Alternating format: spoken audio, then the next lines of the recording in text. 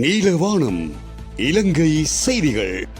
வவுனியாவில் வான் பாயும் நிலையில் நூற்றுக்கணக்கான குளங்கள், 3 குளங்கள் உடைப்பு.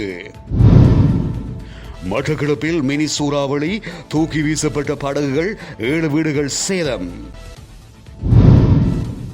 வடக்கு இளைஞர்கள் 5 ரஷ்ய ராணுவத்தில் இணைப்பு, வடக்கு ஆளுநரிடம் முறைப்பாடு. EPDP-யிலிருந்து விலகினார் முன்னாள் MP திலீபன். மின்சார விநியோகத்தில் தடை ஏற்படின் அறிவிக்குக இலங்கை மின்சார சபை. தொடர்வன விரிவான செய்திகள்.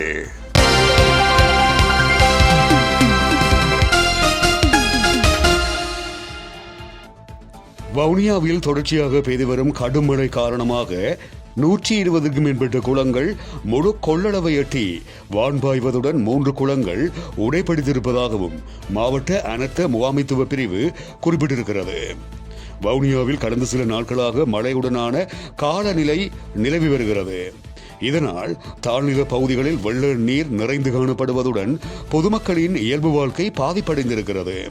இந்த நிலையில் வவுனியா குளம் தனது முழு கொள்ளளவை எட்டியிருப்பதுடன் வான்பாய ஆரம்பித்திருக்கிறது.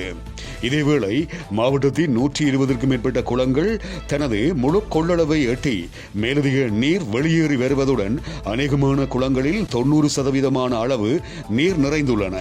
இதுவரை செட்டிக்குளம் பிரதேச செயலாளர் பிரிவின் கீழ் உள்ள ராமையன் குளம், அருவித்தோட்டம், நாகராயன் குளம் மற்றும் வவுனியா பிரதேச செயலாளர் பிரிவின் கீழ் உள்ள மடத்துவிளாங்குளம் ஆகியவற்றின் அணைக்கட்டுகள் பாதிப்பு ஏற்பட்டிருக்கிறது. அவற்றை சீர் செய்யும் பணிகளில் அதிகாரிகளின் ஆலோசனைகளுடன் விவசாயிகளும் ஈடுபட்டு வருகின்றார்கள்.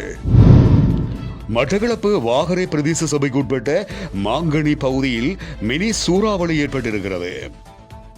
ஏற்பட்ட இந்த மினி சூறாவளியில் அப்பகுதியில் இருக்கின்ற லிவிங் கிறிஸ்டியன் அசம்பிளி எனப்படும் தேவாலயம் முற்றாக பாதிப்படைந்திருப்பதாகவும் தெரிவிக்கப்படுகிறது. அது மட்டுமன்றி இந்த அனர்த்தத்தில் 7 வீடுகள் பாதிப்படைந்திருக்கின்றன. கடற்கரையில் நிலைநிறுத்தி வைக்கப்பட்டிருந்த 2 படகுகள் கரைக்கு அப்பால் தூக்கி எறியப்பட்டதாகவும் தெரிவிக்கப்படுகிறது.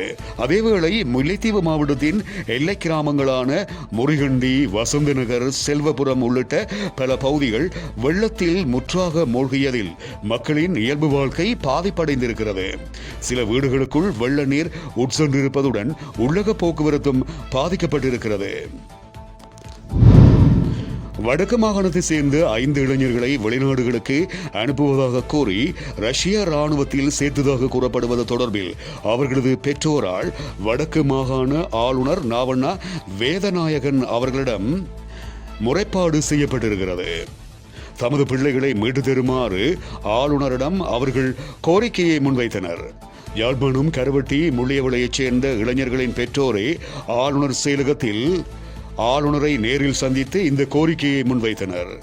பெற்றோரின் கோரிக்கையை செவிமடுத்த ஆளுநர் உடனடியாக வெளிவிவகார அமைச்சின் செயலாளரை தொலைபேசியில் தொடர்பு கொண்டு விடயத்தை தெரியப்படுத்தினார்.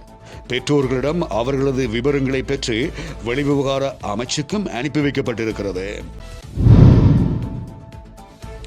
நிலவும் சீரற்ற வானிலை காரணமாக மின்சார விநியோக தடை ஏற்படுமாயின் அது தொடர்பில் உடனடியாக தமக்கு தெரியப்படுத்துமாறு இலங்கை மின்சார சபை குறிப்பிட்டிருக்கிறது. மின்சார விநியோக தடை ஏற்படும் நிலையில் அது தொடர்பில் அறிவிப்பதற்கான முறையையும் இலங்கை மின்சார சபை குறிப்பிட்டிருக்கிறது. அந்த வகையில் இலங்கை மின்சார சபையின் உத்தியோகபூர்வ இணையதளத்துக்குள் பிரவேசிப்பதின் ஊடாக அல்லது 1987 என்கின்ற துரித இலக்கத்துக்கு குறும் செய்தி அனுப்புவதின் ஊடாக அறிவிக்க முடியும் என தெரிவிக்கப்பட்டிருக்கிறது. வாரத்தில் 7 நாட்களும் 24 மணி நேரமும் சேவையினை பெற்றுக்கொள்ள முடியும் என இலங்கை மின்சார சபை குறிப்பிட்டிருக்கிறது. முன்னாள் வன்னி மாவட்ட பாராளுமன்ற உறுப்பினரும் ஈழமக்கள் ஜனநாயக கட்சியின் வவுனியா நிர்வாக செயலாளருமான குலசிங்கம் திலீபன் ஈழமக்கள் ஜனநாயக கட்சியிலிருந்தும் அதன் அனைத்து பொறுப்புகளில் இருந்தும் வெளியேறுவதாக தெரியப்படுத்தியுள்ளார். இது தொடர்பாக அவர் ஊடகங்களுக்கு அனுப்பி வைத்திருக்கின்ற செய்தி அறிக்கையிலேயே இவ்வாறு தெரிவிக்கப்பட்டிருக்கிறது.